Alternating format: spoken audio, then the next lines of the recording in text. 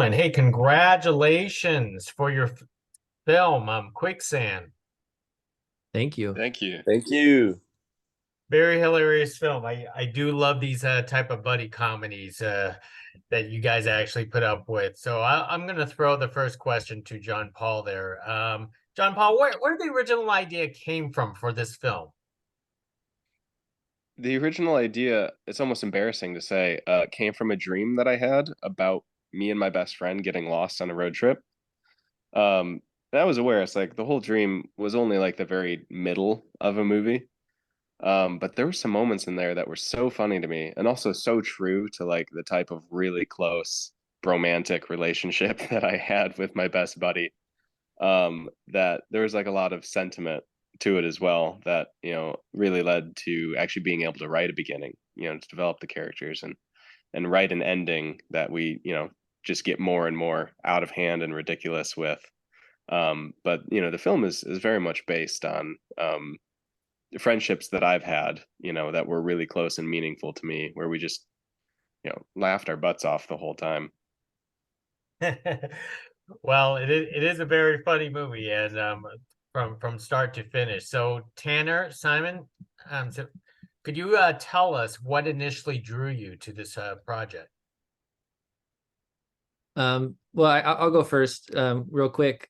I was drawn to the project specifically because it was filmed locally, and I live in Traverse City, and I love movies, and I've been a filmmaker since I was a kid.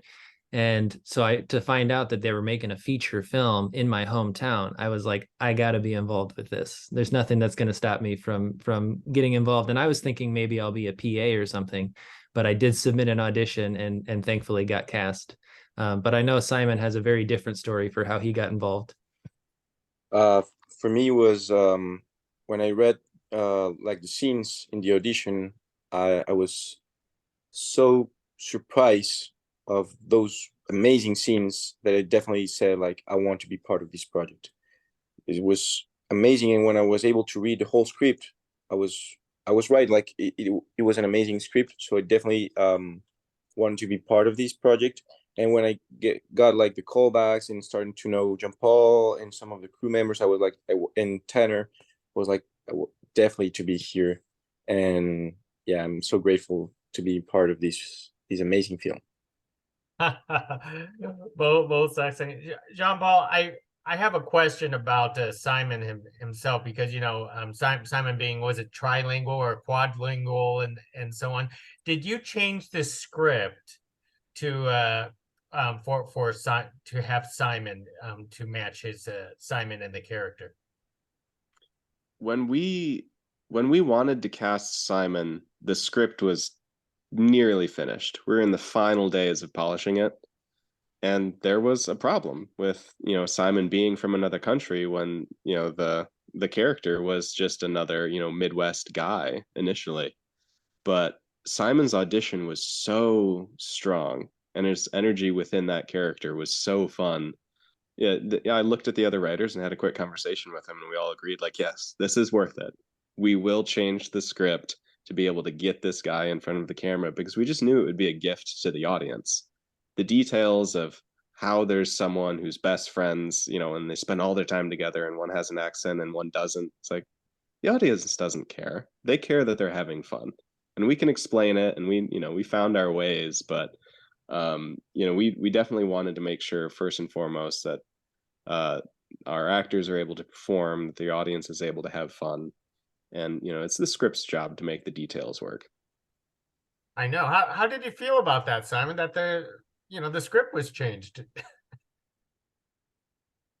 Yeah, I was so grateful because for me it was a little bit challenging. I had like 2 weeks to prepare for that role, so I was telling JohnPaul like I don't know if I'm gonna be able to have like an American accent or a Michigan accent in 2 weeks. Maybe if I have 4 months or something. So I was really really grateful because that allowed me to have more freedom during the scenes and to perform like with freedom, and that was like the perfect combination for me. Just not thinking about accent or anything. Absolutely. Tanner, Simon, one of the most important things about buddy comedies is the chemistry, because you have to have that chemistry, spot on in order for the jokes to be delivered. Can you tell us how you two develop the chemistry with one another? So I guess I'll throw it to Tanner first. Well, I was just waiting for Simon to get here. Because like you said, you only had two weeks to prepare, and before that we were having Zoom conversation with each other, just trying to get to know each other a little bit. And so as soon as he got into town, I'm like, okay, let's go. We're going to go on a hike, we're going to go get breakfast together, we're going to basically spend every waking moment that we can together, not just rehearsing for the film, but like I invited him over to my house for dinner. We sat out on a balcony and watched the sunset together, and just having those kind of real experiences with each other, I think did make a big difference for the final product. Simon, you'd like to add anything? Yes, I was so grateful also in the way that Tanner like received me when I got to Michigan, because it was a challenge for me to perform in another language in a state that I didn't know. And for me, the chemistry between two actors is really important, and more in this kind of film. So I think Tanner and I we did a really good job, just like to get to know each other and spend time together. And thank God it worked. And till now we're really good friends, and with the whole crew and with JohnPaul. So it was amazing. Now, anyone could jump in on this question. Do you find that the two friends as bungling idiots, or just bad luck, down on their luck friends? We're not idiots. I'll let JohnPaul take this one because he's the writer. So Well, I mean, I've definitely had people approach me and just like, watching the movie and just thinking like, is this really happening? Like, these guys are so stupid. And for me, I just kind of like, just try and play it cool, knowing that these characters are based on me and my friends going through our 20s, and I don't know how many people are aware of that. So we definitely didn't think of ourselves as idiots. We didn't want to write the film as funny because the characters are stupid. I think what's funny is that you can relate to the decisions that they're making while also knowing why the decisions are wrong. And hopefully, a lot of the time of life comes through. They're in their 20s, right? It's like, these are the mistakes you make in your 20s. We really wanted it to be specific to a time in their life. But they're making mistakes. They're doing things that maybe wouldn't make sense unless you were terrified of being killed by murderers in an area where you have no cell service and you're super sleep deprived. So we get to throw those aspects in there. But if we get compared to Dumb and Dumber, that's one of the biggest compliments that I think we could get. I love that movie. Definitely not the style of humor that we're trying to mimic, but not a bad comparison either. And I think also that in your 20s, the way you grow up is making mistakes, and you learn a lot making mistakes. So I think Quicksand is an amazing example of how you grow up. In this case, like Ray and Paul, they make some mistakes that maybe anyone is going to do, but we all make mistakes in our 20s, and we learn from that, and we grow up from that. And I think Quicksand really help us grow and show us also like the way we grew up, and we heal sometimes in life. So I think that's really, really also like profound. It is absolutely. And the title Quicksand, I feel like Quicksand made a cameo, more of a cameo in this. But when that scene actually happened, I was like scratching my head like, wait, in the middle of Michigan? JohnPaul, could you care to explain about where that actually came from? Yeah, I mean, we definitely didn't want to have a movie that took itself too seriously. Part of that's just knowing, again, the resources and the time that we have to make this. We just wanted it to be as entertaining as possible, but true to the spirit of what it's like to be figuring out life post college. And you can have that sinking feeling over and over again that everything that the generation above you warned you about that you thought wasn't real, it's like, oh, that's not relevant anymore. And then you catch yourself in it and you're like, oh, so this is what they were talking about. Quicksand definitely has that feeling. And we had some dialogue written in the script about that really set it up. But people kept sending me stand-up bits about different stand-up comedians talking about, it's like, oh, well, I thought Quicksand was going to be a much bigger part of my life than it ended up being. And we had a hard time rephrasing that in a way that didn't seem derivative of what a lot of very funny people were kind of already discussing.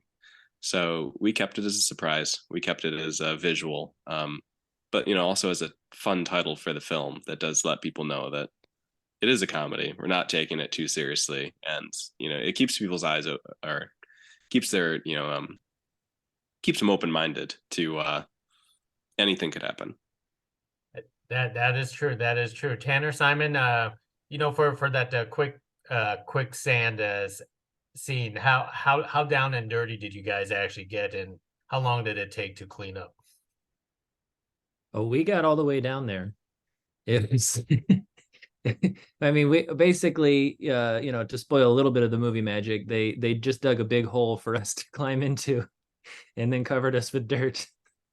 And we actually filmed it in reverse. So the first shot is us up to our necks, and then we slowly unsank from the sand as we were filming the scene. And it probably took, I don't know, 3 hours, 4 hours. A lot of that was kind of just doing a wall sit against the edge of the hole and just holding a position, so not the most comfortable day of shooting, but definitely well worth it, I would say. That is true. Now, one of the most extraordinary thing about this film is that being an independent film, and I want to say, JohnPaul, this is your first feature film. If you could correct me if I'm wrong. This is the first.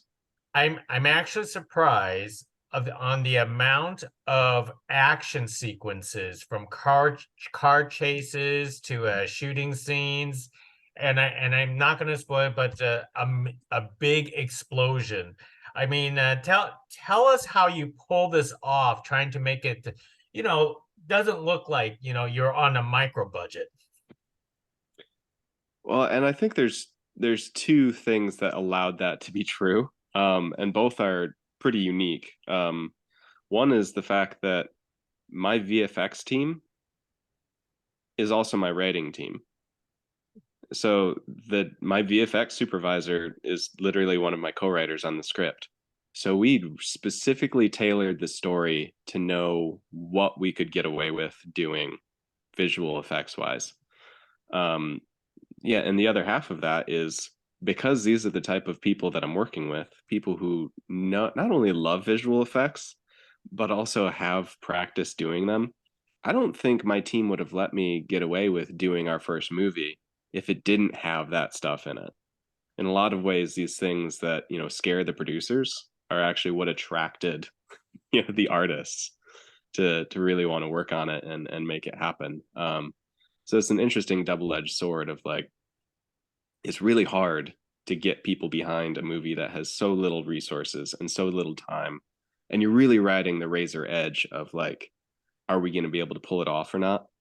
But it was the types of challenges that we took on that actually attracted, the types of artists who held the whole film together and, actually made this stuff work. And having an explosion in the film that is quite large, that we did actually film on camera, like that is real fire. We can't get away with that unless we can pitch our plan for it. And we had a plan for every single thing. Well, it looked great. And gentlemen, I'm just going to throw out one fun question, because it's always about the unanswered question or the untold story. And I want to hear your guys' theory is, what happened to the tent? Because that was a nice tent, right? Oh my gosh. Yeah, we didn't quite resolve that one, did we? if there's a sequel, it might just be the opening shot is like just the tent, like off in the weeds off the side of a parking lot somewhere. Because that is the question, isn't it? Just Ray's fault. He loses things. I just lose things. It's Lose- just who I am. It's a sequel's going to be about a tent that does a cross-country trip, so be great. It's all from the tent's perspective. That's right. Well, gentlemen, thank you very much for speaking to us about Quicksand. It is a delightful, funny movie. A lot of people will enjoy this, so thank you very much for this. Well, thank you so Thank much. We Thank you appreciate very it. much.